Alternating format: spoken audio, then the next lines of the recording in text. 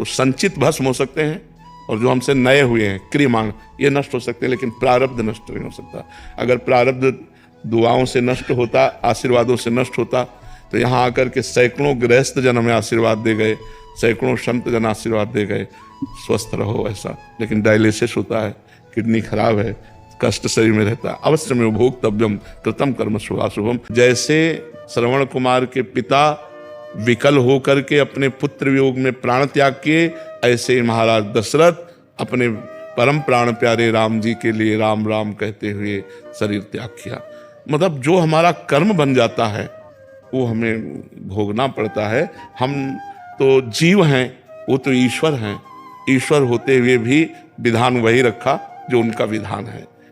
थोड़ा सा अगर वो जन्म दुर्लभ इसलिए दुर्लभ हो, मानुषो देहो देही नाम क्षण भंगुरा। ये मनुष्य शरीर दुर्लभ है, लेकिन एक क्षण में नष्ट हो जाने वाला। तत्रापि दुर्लभम मन्येत वैकुंठ प्रिय दर्शनम।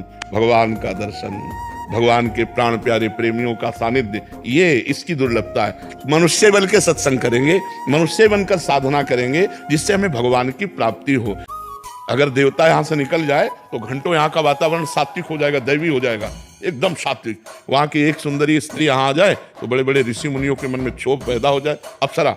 लेकिन कहा गया देव दुर्लभ किस बात के लिए? क्या इन भोगों के लिए देव दुर्लभ कहा गया? नहीं, देवता भजन नहीं कर सकते भगवान, वो केवल अपने पुण्यों का भोग भोग सकते हैं। और हम भजन करके नारायण को प्राप्त हो सकते हैं। कि इसका नाम है मृत्यु लोक। यहाँ मरना तो पड़ेगा भैया, चाहे हम हो चाहे आप हो, समय आने पर शरीर छूटेगा।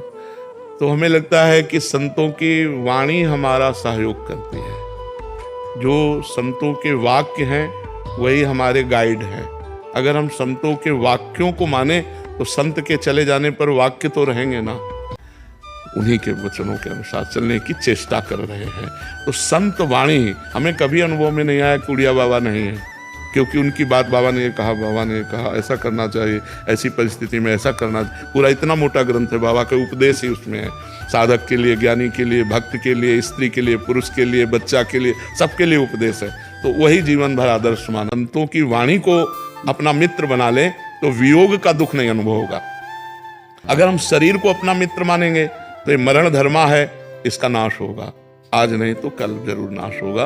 ये नाशवान का नाश होगा, मुझे अविनाशी का कभी नाश नहीं होना। तो अविनाशी की वाणी को मानो तो अविनाशी पद में आ जाओगे। विनाशी शरीर तो इससे प्यार न करो, ये नाशवान शरीर है।